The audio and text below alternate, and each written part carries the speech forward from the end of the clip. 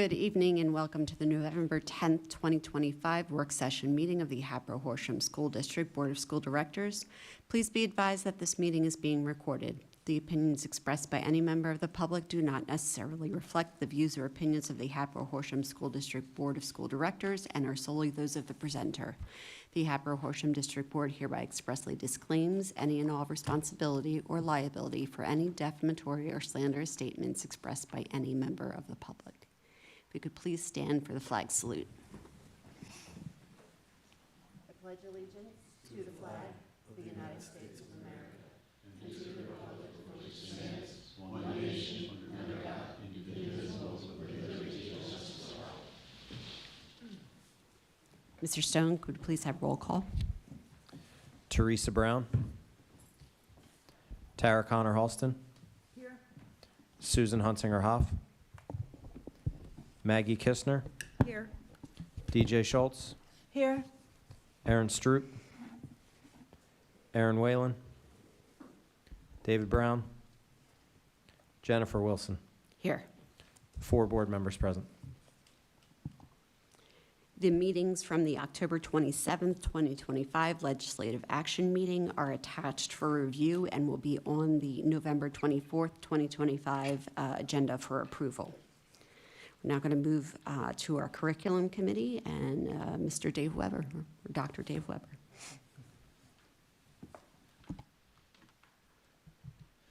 Thank you. This is the second or third time that I've had the good fortune to update the curriculum committee on our personal finance course. We are getting close to the point where the rubber will hit the road on July 1st, 2026. The standards become formal in the state code, and all high schools in Pennsylvania will be required to teach a course in personal finance that is both private and public schools. So I would like to give the board an update on the work that we've done to get ready and where we are in the process. So it was Act 35 of 2023 that formally required all school districts and high schools in Pennsylvania to build a course.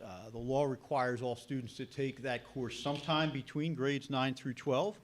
The general topics that are outlined in the course documentation from the state include personal finance fundamentals, income, spending, saving and investing, risk and insurance and credit. I'll go into a little more detail on the topics that we'll cover in our course later in the presentation.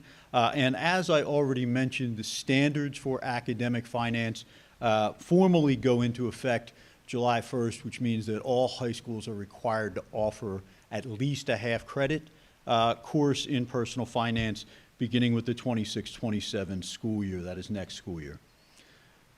So this, just a little bit of background. I know that I mentioned as part of the business report last year that this is a trend nationally. There are now 30 states as of this year in the United States that guarantee a personal finance course for students in high school. When I say that this has been a rapid trend, in 2021 that number was only 11.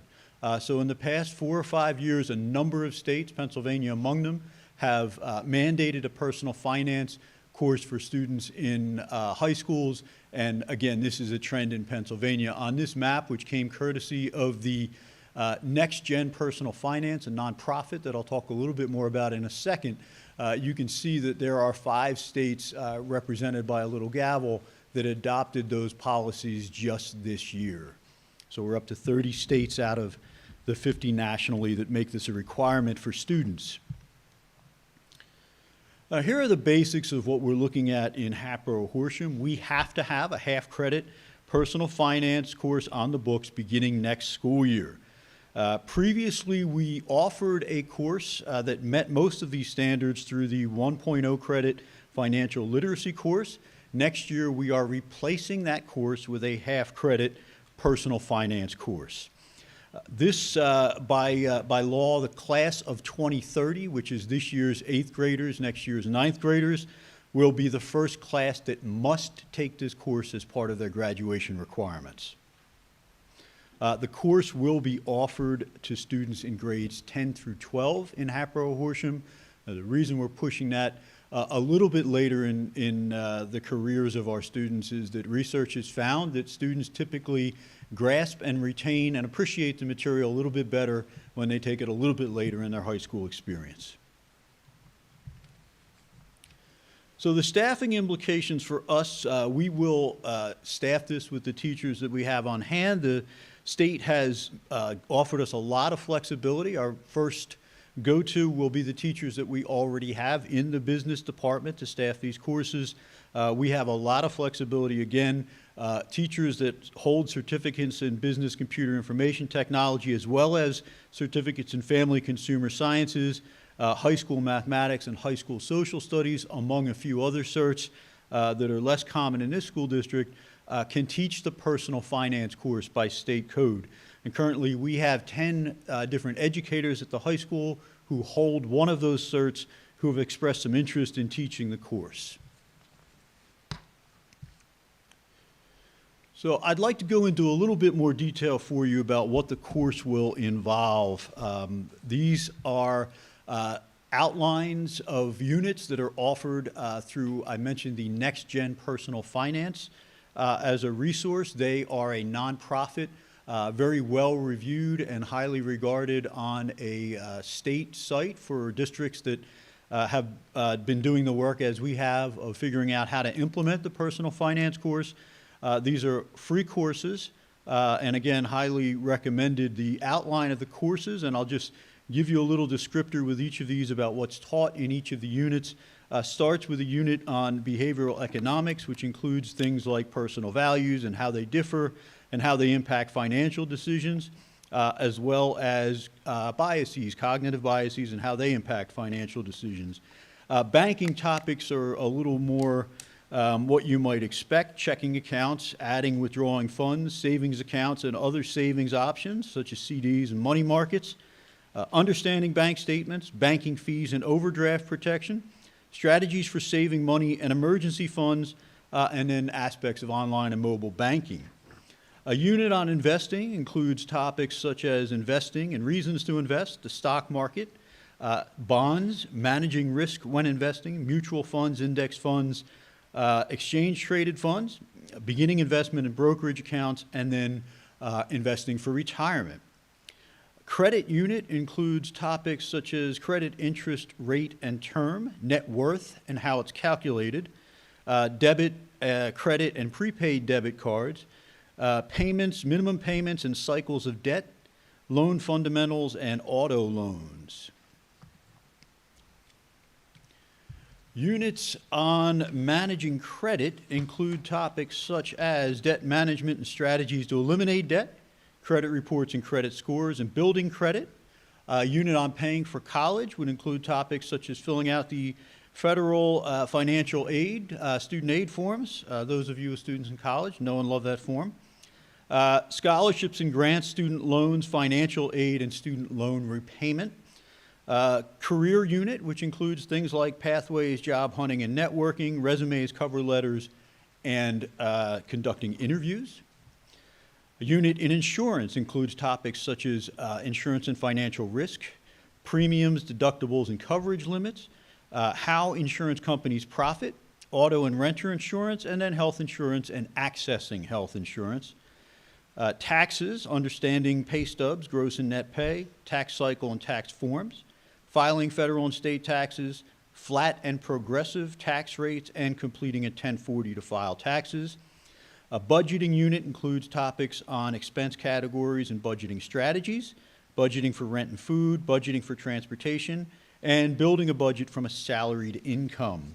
And then finally, a unit on consumer skills wraps up the proposed course. That includes topics such as social media and influencers' impact on consumer spending, advertising and online advertising, comparison shopping, and identity theft. So a number of topics within those topics, the required topics for the standards in the state code.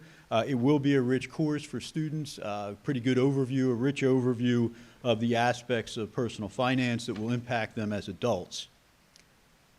The next steps for us involve, this is sort of a preview. On November 24th, you'll get your annual overview of the high school course selection guide, the CSG as we call it. There will be in that guide a half-credit personal finance course. We will not review that course in depth at November 24th. We're doing that right now, but please be aware that this new course will be included in the CSG. You will have the ability to approve the CSG at a December meeting, and by making that approval, you will be approving the required personal finance course. So those are our next steps. Assuming that those happen as planned, students in grades 10 through 12 will have the ability to enroll in the course next year during course selection when that opens early in 2026. Few long-term considerations for us. I'll have to come back in the spring, and as we are proposing the next-gen resources that I mentioned as the basis for the course, there will need to be a formal approval by the board of a core resource for that course. We'll do that at a meeting in the spring. We've begun talking about possible impact on graduation requirements for the class of 2030 and making sure that they are fully aware. We are at this time still examining some data and determining the best course of action in terms of how to structure that into the elective options for our students. And then one final long-term consideration that has come up. The state does not require us to teach only a half-credit course. We can, in other courses, build in the requirements for personal finance. For example, if we wanted to, we could plan a math course that would meet the personal finance requirements as part of a larger course objectives. We don't have any formal plans for additional courses at this time. However, as we work our way through the next curriculum review cycle, in subjects such as mathematics and social studies, questions about whether an elective could be used to meet some of the personal finance requirements in addition to the half-credit course will certainly be a topic of conversation. So with that said, I'd like to open it for questions.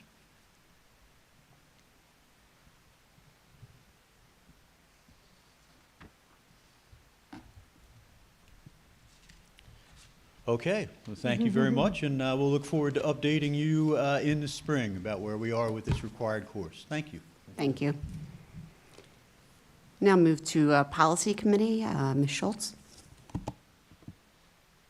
Thank you so much. We have two policies to review tonight. They are updates to some existing ones. The first one we're going to talk about is Policy 215, Promotion and Retention. It was last revised in 1994. And Dr. Domers, do you want to take it from here? Sure. Thank you. Good evening. Thank you. Back again for another policy committee. Ms. Welsh and I will be leading the discussion on two policies, so revisions to policy 215, promotion and retention in our academic portfolio, as well as an employee policy, policy 330 for overtime. We will pause after each policy for questions from the board and then open up for a discussion as needed at the end. The policy 215, promotion and retention, was last revised in 1994. As mentioned, we did an administrative regulation last year to provide guidance on students who are seeking grade acceleration. Tonight, we're seeking to make a more holistic revision to the policy, as well as a name change to include acceleration in the policy title. An essential function of our academic program is to monitor student achievement to ensure that our students are making expected growth in a continuous and systematic manner. As our academic system centers the teacher with a range of curriculum supports, the authority of this policy rests largely with the professional judgment of our teachers, and our teachers are guided by the results of assessments so students can demonstrate mastery on required skills and knowledge. To ensure equitable access to the academics, the principal, in consultation with the superintendent or designee, will have the final responsibility for promotion, acceleration, or retention. The guidelines for this policy across promotion, retention, or promotion, acceleration, or retention are rooted in data. The district will utilize multiple measures of academic performance as determinants for any decision that's made. So for promotion, this will occur when the student successfully completes the curricular requirements and academic standards at the present grade level. At the high school, this is measured by credit accumulation towards graduation. Acceleration will be guided by the AR that was approved last year and includes 3 levels of data collection and review to ensure there's a comprehensive view of the child's academics and development. In the case where retention is considered, for K-8 students, the principal must notify the parent or guardian to explain why the student is being considered for retention. The student will then be closely monitored and supported to consider a range of circumstances for their academic progress. A recommendation must then be made by May 31st. For students in the, by May 31st, if a recommendation is made for retention. For students in the high school, similar to promotion, retention is based on credit accumulation towards graduation. The revisions in the policy also provide guidance for students with IEPs or who are multilingual to ensure the district appropriately addresses their needs. Again, as I know there's a larger review or larger revision, are there any questions about policy 215? Hi, I have a quick question. Please. When we're talking about retention, meaning staying, like, recommending a student to stay back a year, that's correct? Yes. I believe in the policy, it says for students K through 8, the progress shall be reviewed by March 31st of each year. So they'll have some time to mitigate and perhaps fix what needs to be fixed in order to get promoted. Is that correct? Exactly. So what the policy spells out, and we wanted to include this in great detail with dates, is that by March 31st, if there is a concern, that the parent is notified, which gives then 2 months for this close data review and monitoring, and then also sets a deadline of May 31st to notify the parent if the recommendation is made. Thank you. Thank you for clarifying.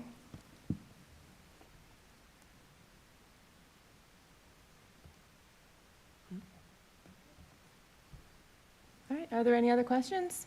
If not, we'll move on to our second policy we'll be discussing tonight. That's 330, and it's about overtime for our staff.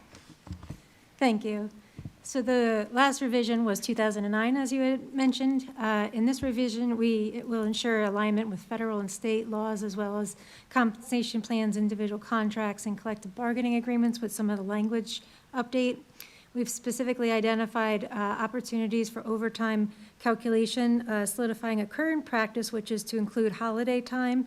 So this is just adding in what we've been currently doing. There's no additional cost or anything like that. We're just updating our practices. And also we're including a weighted overtime calculation when employees are working multiple jobs within the district. You'll notice the date of January 1, 2026. This is to account for our transition to our new system, Tyler ERP Pro. And just as an example, weighted overtime is a calculation method used to determine overtime for employees that may have varying pay for different jobs within the district. And ultimately, we're looking at those individual hours, coming up with the total hours, the gross, and then coming up with a weighted rate that would be then used for the 1.5 or time and a half for overtime payments. And again, we are working through that in our current Tyler system. If there's any questions, I'd be happy to take them.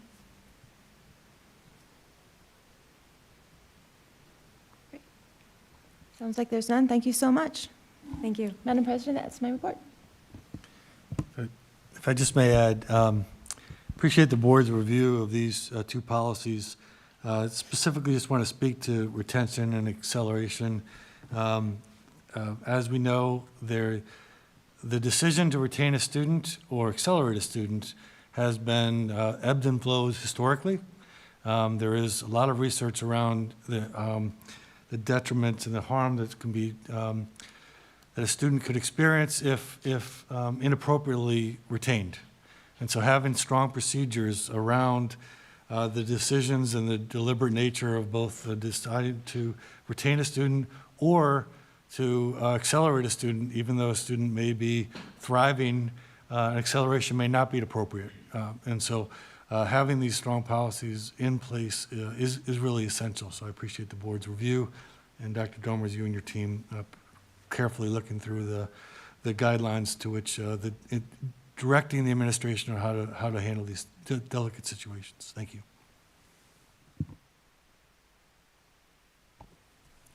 Thank you. We'll now move to community input. This is the time for public to comment on agenda items or any matters of concern, official action, or deliberation which may or may not be before the board. Community input is governed by Policy 006. Those interested in speaking during this segment of the community input are asked to register with the board secretary using the sign-in sheet in the meeting room. Your name will be called in the order that it appears on the sign-in sheet. Once your name is called, please come to the microphone and state your name and municipality of residence. Comments are limited to 3 minutes. It is not the board's practice to engage in dialogue with speakers. Madam President, there is no one signed up to speak at this time.